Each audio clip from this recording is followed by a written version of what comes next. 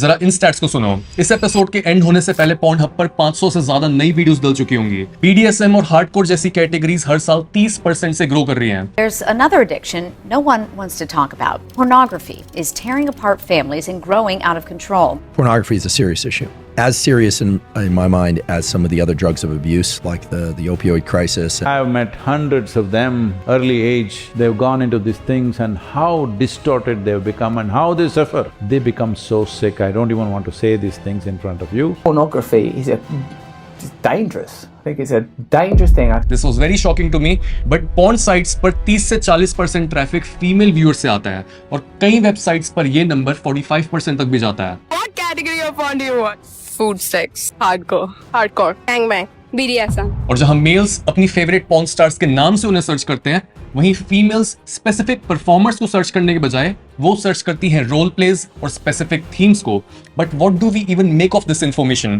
क्या हम एक libertarian point of view develop करके ये बोलें कि porn is healthy, masturbation is healthy for your body, और जो भी इंसान अपने शरीर के साथ कुछ भी कर रहा है वो उसकी मर्जी है? या फिर क्या हमें इन बढ़ते हुए स्टैट्स को देखकर थोड़ा डरना चाहिए, हमें कंसर्न होना चाहिए? तो इस एपिसोड में हम पॉर्न को A to Z समझेंगे कि क्यों इतने सारे लोग पॉर्न को इतना नॉर्मलाइज करने पर तुले हैं, और अगर आपको पॉर्न या फिर मैस्टरबेशन की एडिक्शन है तो वो कौन सी बेस्ट टेक्निक होती है इस एडिक्शन को जड़ से बाहर निकालने के लिए। Chapter number 1, why porn is so popular and normalized. Porn के पॉपुलर होने के दो ही मेजर रीजंस होते हैं। फर्स्ट इज मीनिंगलेसनेस, बिकॉज जो भी चीज हमारी लाइफ में मीनिंग ऐड करती है वो होता है हमारा पर्पस, और हमारा पर्पस हमें एक वजह देता है कि क्यों खुद को हम मुश्किल कामों से गुजारें और उस मुश्किल काम को करके हमें एंड में मिलेगा क्या। यानी हम बात कर रहे हैं डिलेड ग्रेटिफिकेशन की। यानी मैं अभी के अभी कोई टीवी शो या फिर मूवी में इंडल्ज करने के बजाय मैं कोई किताब खोलकर खुद को एजुकेट कर लेता हूं। मैं आलस करने के बजाय मैं खुद को घसीट कर जिम लेकर जाता हूं, या फिर मैं जंक फूड में खुद को इंडल्ज करने के बजाय मैं चूज करता हूं एक हेल्दी ऑप्शन। जब भी हम कोई ऐसी चॉइस ले रहे होते हैं जो हमारे लिए बेटर होती है बट प्रेजेंट में हम प्लेजर को सैक्रिफाइस कर रहे होते हैं, उसका मतलब ये होता है कि हम प्रेजेंट में कोई वैल्यूएबल चीज को गिव अप कर रहे हैं ताकि हमें बहुत ज्यादा वैल्यू वाली चीज फ्यूचर में मिल सके। और ये जो पूरा प्रोसेस होता है जब हम सैक्रिफाइस करते हैं, जब हम खुद को चैलेंजेस से गुजारते हैं, ये पूरा प्रोसेस बहुत ज्यादा मीनिंग और लाइफ के जूस से भरा हुआ होता है। हम इस प्रोसेस में इतना ज्यादा इंगेज्ड होते हैं कि बाहर की जो छोटी मोटी टेम्पटेशंस होते हैं, जो छोटे मोटे प्लेजर्स होते हैं, वो हमें डिस्ट्रैक्ट कर ही नहीं पाते हैं। बट पता है प्रॉब्लम सबसे ज्यादा तब होती है जब हमारी लाइफ में अबंडेंस आ जाती है, जब हमारे पास बहुत ही ज्यादा ऑप्शंस होते हैं, बिकॉज हमारा दिमाग इतने सारे ऑप्शन से डील करने के लिए नहीं बना है। अगर आप 2 जनरेशन भी पीछे जाओ, अगर आप अपने दादा दादी वाली जनरेशन को भी देखो, तो उनके पास उतना खाना ही नहीं होता था, उनके पास इंटरनेट पर इतनी सारी मूवीज, इतने सारे टीवी शोज देखने के ऑप्शंस ही नहीं होते थे कि वो खुद को ग्रेटिफाई कर भी सके। उनके पास ऑप्शन ही नहीं होता था कि वो अपने दिमाग को बोले कि शांत हो जा, तेरे को ये चीज नहीं चाहिए, बिकॉज उनके पास पहले ही कमी थी। बट जब आपके पास इतनी अबंडेंस होती है कि मैं कोई भी मूवी देख सकता हूँ, मैं कोई भी टीवी शो देख सकता हूँ, मैं कोई भी चीज 2 मिनट में टेस्टी सी ऑर्डर कर सकता हूँ, तब आपको क्या करना होता है? आपको अपने दिमाग को रिस्ट्रेन करना होता है। इसको बिल्कुल ऐसा देखो जैसे अगर एक गेम खेल रहे हो आप, और अगर वो गेम बहुत ज्यादा इजी बन जाती है तो आपका उस गेम को खेलने का मन ही नहीं करता है। और दूसरी साइड पर अगर आप इस गेम को जरूरत से ज्यादा डिफिकल्ट बना देते हो तो आपके लिए ये गेम ओवरवेलमिंग हो जाएगी और आप बीच रास्ते में ही क्विट कर दोगे। इसके बजाय डिफिकल्टी लेवल इतना मेंटेन रखो कि आप गेम के साथ हमेशा एंगेज रहो। इस एपिसोड में और आगे चलकर हम ये सीखेंगे कि मीनिंग को ढूंढते कैसे हैं। The second reason why porn is normalized is psychological warfare. Historically porn और सेक्सुअल इमेजरी को हमेशा यूज करा गया है दुश्मन को डीमोरलाइज करने और उनसे बिना लड़े ही उनको हराने के लिए। और इसके बहुत सारे एग्जांपल्स हैं। जैसे वर्ल्ड वॉर 1 में एक बहुत खूबसूरत डांसर होती थी जिनका नाम था माता हारी, जो कि एक जासूस थी। वो हाई रैंकिंग इंडिविजुअल्स के पास जाती, उनको अपने चार्म की मदद से सिड्यूस करती, उनके साथ रिलेशनशिप्स बनाती और फिर उनकी सारी गुप्त इंफॉर्मेशन निकालकर जर्मन्स को बेचती। एक और फेमस एग्जांपल है कार्ल कोइचर और उनकी वाइफ हैना कोइचर का, जो कि KGB मेंबर्स थे। वो कोल्ड वॉर के समय पर US में आए। उन्होंने धीरे धीरे न्यूयॉर्क के सबसे महंगे क्लब्स में जाना शुरू कर दिया, और जो भी वहां पर सबसे पावरफुल लोग होते वो उनके पास जाते, उनसे फ्लर्ट करते, उनको सेक्सुअल फेवर्स देते और उनकी सारी गुप्त इंफॉर्मेशन निकाल लेते।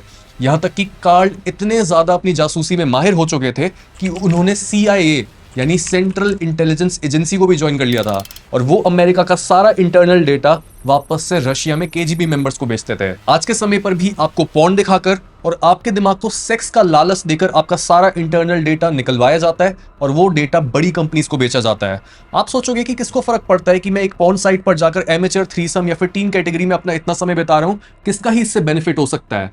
बट आपकी इसी बुरी आदत से लोग और कंपनीज अरबों डॉलर छाप रहे हैं। Let me explain how. जब भी आप एक पॉर्न वेबसाइट पर जाते हो, एक सर्टेन कैटेगरी को खोलते हो और फिर उस कैटेगरी या थीम को एक सर्टेन ड्यूरेशन तक देखते हो, तब आपके इस बिहेवियर से उन कंपनीज को यह पता लग जाता है कि इस एज का, इस जेंडर का, इस पर्सनैलिटी का और इस जगह पर रहने वाला इंसान इस तरह के कंटेंट को कितना फ्रीक्वेंटली और कितनी देर तक देखता है। और आपके इसी डेटा के अंदर आपकी डीपेस्ट साइकोलॉजी इनकोडेड होती है। और जब आपका ये डेटा एडवर्टाइजिंग कंपनीज को बेचा जाता है, तब वो इसी डेटा को अनपैक करके ये समझती हैं कि आपकी डीपेस्ट इनसिक्योरिटीज और डीपेस्ट डिजायर्स क्या हैं, और फिर वो उन्हीं डिजायर्स और इनसिक्योरिटीज के अराउंड एड्स बनाती हैं, प्रोडक्ट्स बनाती हैं। वो अपनी कॉपी राइटिंग में भी उसी चीज को लिखती हैं जो आपकी इन्हीं डिजायर्स और इनसिक्योरिटीज को हिट करता है, जो आपके पॉर्न वॉचिंग बिहेवियर में ऑब्वियस होती हैं। Chapter number 2, porn is not actually addictive. कुछ समय पहले तक साइंस भी बोलती थी कि पॉर्न और ड्रग्स अपने आप में एडिक्टिव होते हैं, कि जब भी हम इन चीजों को कंज्यूम करेंगे तब हमें इन चीजों की लत भी लग सकती है। लेकिन रिसेंटली साइकोलॉजिस्ट ब्रूस अलेक्जेंडर ने पूरी साइंटिफिक कम्युनिटी में एक आर्गुमेंट उठाई कि जो भी हमारी एडिक्शन को लेकर अंडरस्टैंडिंग है वो सही नहीं है। क्योंकि जब भी हम एडिक्शन के ऊपर रिसर्च करते हैं, हम क्या करते हैं, हम एक जानवर को एक पिंजरे में बांध देते हैं और उनके आगे एक ड्रग रख देते हैं। तो वो बेचारा स्ट्रेस में आके क्या करता है, वो बार बार उस ड्रग के पास जाता है। और इससे हमें एक्यूरेटली ये नहीं पता लगता कि वो जानवर अपने नेचुरल एनवायरनमेंट में क्या करता। तो अपनी थ्योरी को प्रूव करने के लिए ब्रूस ने क्या करा, उन्होंने चूहों का जो नेचुरल एनवायरनमेंट होता है उसको रिक्रिएट किया।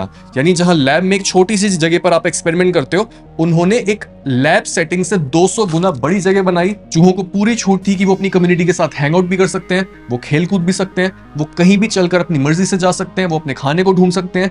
और इस पूरे नेचुरल एनवायरनमेंट में रिसर्चर्स ने एक ड्रग प्लेस कर दी जिसको बोला जाता है मॉर्फिन। इस फेमस एक्सपेरिमेंट का नाम है रैट पार्क।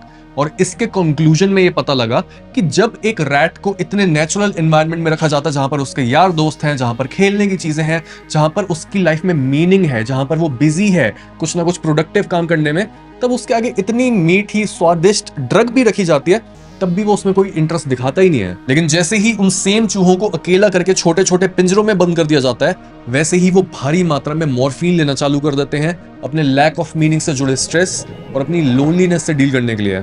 और जब मैंने अपने क्लाइंट्स के साथ बात करके और उनको ऑब्जर्व करके एक्चुअल में एडिक्शन किस तरीके से खुद को मैनिफेस्ट करता है ये समझा, तब मेरा दिमाग हिल गया। बिकॉज जो हम ये देखते हैं कि पॉर्न एडिक्शन है, मैस्टरबेशन एडिक्शन है या फिर कोई भी टाइप की एडिक्शन है, ये अपने आप में बस एक बुरी आदत नहीं होती है, बल्कि ये एक आदत होती है जिसके थ्रू एक इंसान अपने अंदर मौजूद किसी डीप डिजायर को सेटिस्फाई करने की कोशिश कर रहा होता है। इसका मतलब एडिक्शन का रीजन उतना शैलो नहीं होता कि जब भी आप कोई ड्रग लेते हो या फिर आप मैस्टरबेट करते हो तो आपकी बॉडी में एकदम से बहुत ज्यादा डोपामिन बढ़ता है, और अगर आप बार बार उस ड्रग को लेते हो, बार बार मैस्टरबेट करते हो, तो आपकी बॉडी में इतना ज्यादा डोपामिन बढ़ जाता है कि आपके डोपामिन लेवल्स को बैलेंस करने के लिए आपके दिमाग के डोपामिन रिसेप्टर्स की क्वांटिटी कम हो जाती है, और फिर आपको और ज्यादा मैस्टरबेट करना पड़ता है, और ज्यादा ड्रग्स लेनी पड़ती हैं एक सेम लेवल ऑफ प्लेजर को मेंटेन करने के लिए। This is not the actual root cause of addiction, this is just a symptom. Because असली क्वेश्चन ये है कि क्यों कोई भी इंसान चीप प्लेजर्स के पास जाता है, और क्यों कोई भी इंसान उन चीप प्लेजर्स को सगा समझकर उनसे चिपक कर बैठ जाता है। And the only answer is our basic need called love. Canadian physician Gabor Maté बताते हैं कि जस्ट बिकॉज हमारे बचपन में हमारी हर नीड हमारे पेरेंट्स सेटिस्फाई करते हैं, तो ये सेटिस्फैक्शन एक बच्चे के अंदर एक हेल्दी डोपामिन सर्किटरी को डेवलप करती है। लेकिन अगर एक बच्चे को बहुत अर्ली ऑन बहुत ज्यादा स्ट्रेस दिया जाता है, उसको ट्रॉमा दिया जाता है, तो वो बेचारा कभी भी एक हेल्दी डोपामिन सर्किटरी डेवलप कर ही नहीं पाता। और जब भी ये बच्चा बड़ा होकर पॉर्न देखता है, मैस्टरबेट करता है या फिर अल्कोहल कंज्यूम करके देखता है, वो स्मोक करता है, तो किसी ना किसी चीज से बहुत ईजिली एडिक्ट बन जाता है। बिकॉज वो इन्हीं चीजों में उस सेटिस्फैक्शन को ढूंढ रहा होता है जो ऑलमोस्ट वैसी फील होती है जैसे उसके मम्मी या फिर पापा का प्यार फील होता। और सोचो ये कितनी इंटरेस्टिंग चीज है, जो भी आप पॉर्न में देख रहे हो, तो जो भी आप फैंटेसाइज कर रहे हो, तो जो भी आपकी फेवरेट कैटेगरी है कि BBW, XYZ, इब्नी, एमेचर, टीन, आप फैंटेसाइज इनको कर रहे हो, लेकिन एक्चुअल में आपको इनसे कुछ लेना देना नहीं है। आपको एक्चुअल में बस वो कंफर्ट और वो सेटिस्फैक्शन चाहिए जो किसी स्पेसिफिक ह्यूमन बीइंग ने आपकी लाइफ के किसी स्पेसिफिक टाइम में आपको दिया ही नहीं। Chapter number 3, how to quit porn or masturbation.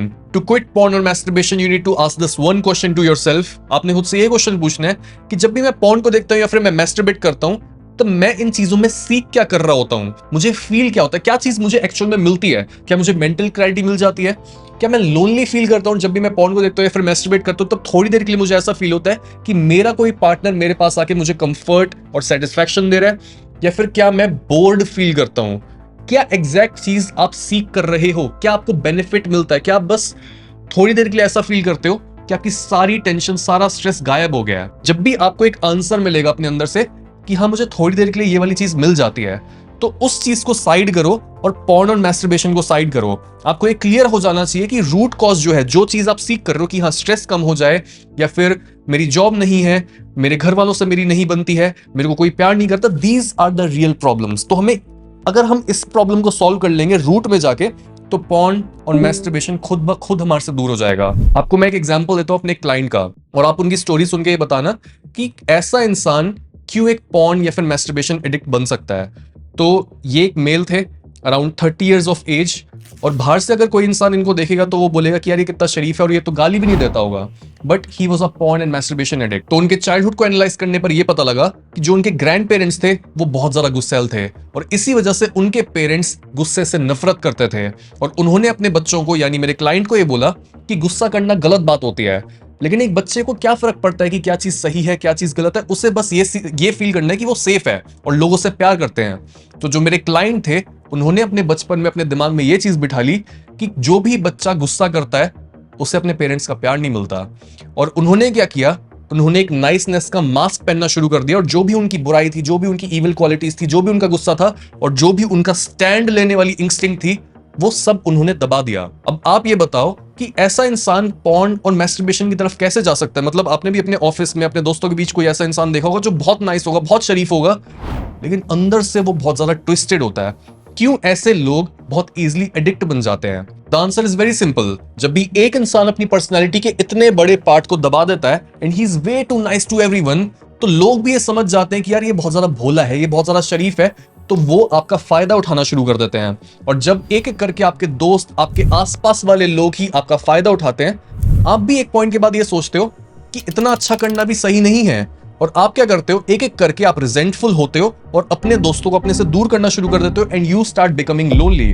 और जब आप लोनली हो जाते हो तब आप रिलेशनशिप बिल्ड करते हो इधर विद टॉक्सिक पीपल, और you build your relationship with alcohol, porn, masturbation, drugs and all sorts of substances जो आपको टेम्परेरी फील देते हैं कि आपके साथ कोई खड़ा है। तो ये जो हमारी प्यार की कमी होती है ये अलग अलग तरह से मैनिफेस्ट करती है। अब यही जो मेरे क्लाइंट थे, जब मैंने इनके साथ शैडो वर्क किया और इनको मैंने सिखाया कि अपनी डार्क साइड को अपनी पर्सनैलिटी के साथ हेल्दी वे में कैसे जोड़ते हैं, तब धीरे धीरे ये नए फ्रेंड्स बनाने लगे और ये खुश रहने लगे, और बिना एक्स्ट्रा कुछ काम करे ही इनकी पॉर्न और मैस्टरबेशन की आदत छूट गई, because he was not lonely any more. वो उतने नाइस नहीं थे, वो फिर दोस्त बना पा रहे थे, वो खुद के लिए स्टैंड ले पा रहे थे, और जब वो खुश थे तब एडिक्शन क्यों ही रहेगी। अब कोई लड़का ऐसा भी हो सकता है जिसके पापा ने कभी भी उसको प्यार नहीं किया, कभी भी उसको अप्रिशिएट नहीं करा, तो बच्चे के दिमाग में ये चीज आ सकती है कि शायद पापा तब खुश हो जाएंगे जब मैं अच्छे मार्क्स लाऊंगा, या फिर शायद पापा इसलिए खुश नहीं है क्योंकि उनको पैसे की प्रॉब्लम है, और अगर मैं अच्छी जॉब एक्वायर करूंगा या फिर मैं पैसा कमाऊंगा तो पापा खुश हो जाएंगे। लेकिन पापा किसी भी पॉइंट पर खुश नहीं होते, तो ये बच्चा बड़े होने के बाद भी कांस्टेंट लैक ऑफ अप्रूवल और constant lack of self worth के स्ट्रेस से डील करता है by resorting to porn and masturbation. जबकि उस लड़के को यह समझना चाहिए कि उसे अपनी सेल्फ वर्थ अपने पापा से निचोड़ने के बजाय उसे अपनी सेल्फ वर्थ ढूंढनी चाहिए अपने काम में और अपनी खुशी और फुलफिलमेंट में। जब भी आप अपने प्यार की कमी को पॉर्न और मैस्टरबेशन से रिप्लेस करने की कोशिश करोगे तब आप खो जाओगे, और आप ऐसे फील करोगे कि आपकी लाइफ में कोई मीनिंग ही नहीं है, बिकॉज आप चाहे जितना मर्जी काम कर लो आपको यही फील होगा कि मैं खुश क्यों नहीं हो पा रहा हूं। याद रखो कि पॉर्न और मैस्टरबेशन प्यार की कमी की परछाई है। अगर आप एक्चुअल में बस पॉर्न और मैस्टरबेशन को डायरेक्टली सॉल्व करने की कोशिश करोगे, आप हर जगह बस यही सर्च कर रहे हो how to overcome porn and masturbation, तो सीधा सीधा ये टेक्निक काम नहीं करती, बिकॉज वो तो बस सिम्टम है। आपको ये फिगर आउट करना है कि मैं अपनी लाइफ को कैसे इंप्रूव करूं, मैं एक अच्छा इंसान कैसे बनूं, तब होगी ये प्रॉब्लम सॉल्व, तब ये खुद ब खुद चला जाएगा। और अगर आपको अपने पॉर्न और मैस्टरबेशन एडिक्शन को जड़ से खत्म करने में मेरी और गाइडेंस चाहिए, तो आप ले सकते हो हमारा porn and masturbation quitting guide, जिसमें आप प्रैक्टिकल स्टेप्स और रोबस्ट टेक्निक्स की मदद से अपनी एडिक्शन की स्पेसिफिक प्रॉब्लम को सॉल्व करना सीख पाओगे। बस डिस्क्रिप्शन में दिए पहले लिंक पर क्लिक करो।